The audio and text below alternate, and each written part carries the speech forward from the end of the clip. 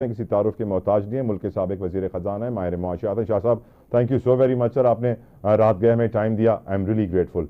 शाह साहब, अब आपसे सवाल यही पूछना चाहता हूँ कि आज डिस्काउंट रेट कम हुआ है, इन्फ्लेशन सिंगल डिजिट में आ गई है, कहा जा रहा है कि बहुत अच्छा वक्त आ गया है, पेट्रोल की कीमतें कम होने वाली हैं, लेकिन हकीकतन ग्राउंड रियलिटी कुछ बरक्स है। एक आम आदमी के लिए कोई प्रेशर कम नहीं हुआ है सर, महंगाई का या उसके बिलों का।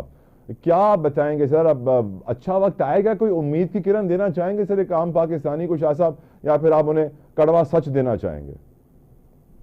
देखिए, ये तो आपको पता है कि इकोनॉमिक्स में बहुत से wheels with in the wheels होते हैं। और एक पहलू जो है, जो आप में हम देख रहे हैं कि आईएमएफ प्रोग्राम में जो से हम गए हैं, वो फोकस उसका ये है कि इकोनॉमिक स्लो डाउन किया जाए ताकि एक इक्विलिब्रियम बने जिसमें आपकी जो बैलेंस ऑफ पेमेंट जो है वो वर्सन नहीं होनी चाहिए। उसका नतीजा ये है कि आपकी इकोनॉमी ग्रो नहीं कर रही और आपकी इकोनॉमी में एम्प्लॉयमेंट जनरेशन नहीं हो रही, बल्कि लोगों के नौकरियां जो है वो कुछ कम हो रही हैं। तो आई थिंक ये अच्छी डेवलपमेंट है, स्टेबिलिटी आ गई है।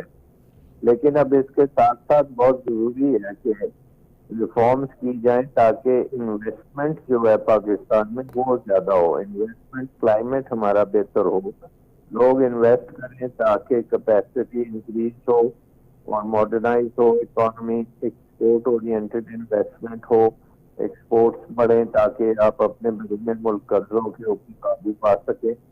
तो बहुत सी चीजें करनी पड़ेंगी, लेकिन जो आपका सवाल है कि अवाम बेहतर हुए हैं, अवाम के हालात, तो वो आई डोंट थिंक कि वो बेहतर होंगे, क्योंकि अवाम ने बहुत ज्यादा महंगाई देखी है और उनकी आमदन जो है वो बिल्कुल नहीं बढ़ी।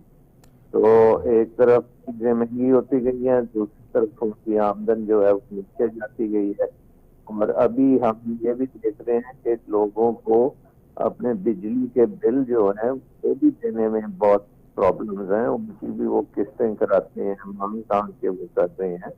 तो ये समझना कि कोई हम इकोनॉमिक जंग जीत चुके हैं, ये तो बहुत प्रीमेच्योर होगा। लेकिन अभी बहुत काम करना पड़ेगा। ये जो एक आध जो बेहतरी आई है इसमें ये बहुत खुशाइंद है। इंटरेस्ट रेट्स नीचे आएंगे, उससे भी हालात कुछ बेहतर होंगे। लेकिन अभी अगर 100 मील का सफर है तो पहला मील आपने तय किया। सर, हम समझ रहे थे कि पावर सेक्टर पाकिस्तान का बड़ा बीमार है, फिर हमें आज मालूम पड़ा कि हमारे पावर के वजीर भी बीमार हैं, उनको कोविड के सिम्टम्स नजर आए। और सर, पावर सेक्टर चलेगा या Pakistan? It's quite obvious to everyone now. क्या आपको लगता है कि आईएमएफ ने जिस तरह कहा था कि सर्कुलर डेट को कर्टेल करें 2 to 2.5 ट्रिलियन के दरमियान, क्या हम वो कर पाएंगे? क्या हम आईपीपीज की पेमेंट्स को कंटिन्यू कर पाएंगे? क्या हम जो दूसरी शराइत थी आईएमएफ की, टैक्स नेट बढ़ाना, ये करना, आवाम पे बोझ डालते रहना, बिजली के बिलों में कोई रिलीफ ना देना, जिस तरह अभी पंजाब ने वापस लिया इस्लामाबाद से, डू यू थिंक इस सारे प्रोसेस में पाकिस्तानी सर बहुत मुश्किल में आ जाएंगे? भले आईएमएफ खुश हो जाए, उनकी शराइत पूरी हो जाए, लेकिन can we survive this situation sir? देखिए, जैसे मैंने पहले कहा कि अभी तक तो हम आईएमएफ के जो है डिक्टेशन वो ले रहे हैं, और उनकी जो इमीडिएट डिक्टेशन है वो ये है कि अपने अखराजात जो हैं वो आपने टैक्स के जरिए करने। तो एज लॉन्ग एज हमारे अखराजात बढ़ते जा रहे हैं तो टैक्स भी बढ़ते जाएंगे और लोगों के ऊपर उसका असर भी पड़ता जाएगा। बिजली की बात आपने की कि वो कहते हैं सर्कुलर डेट को खत्म करें, इसका मतलब है कि बिजली के बिल जो हैं वो बढ़ते चले जाएंगे और लोगों की आमदन नहीं बढ़ेगी। तो ये सारी चीजें जो है, ये तो एक किस्म का अवाम जो है किस्ती में पिस रही है। सर, एक्सटर्नल फाइनेंसिंग जो रोल ओवर की बात हो रही है, $12 बिलियन का रोल ओवर, 2-2.5 अरब डॉलर की एक्सटर्नल फाइनेंसिंग। आज इस्लामिक डेवलपमेंट बैंक से $400 मिलियन की हमने फाइनेंसिंग मांग ली है। हमने आज सऊदी अरब से भी कहा है कि हमें 1.2 अरब डॉलर्स यानी 120 करोड़ डॉलर्स का तेल 12 महीनों की किस्तों पे दे दो।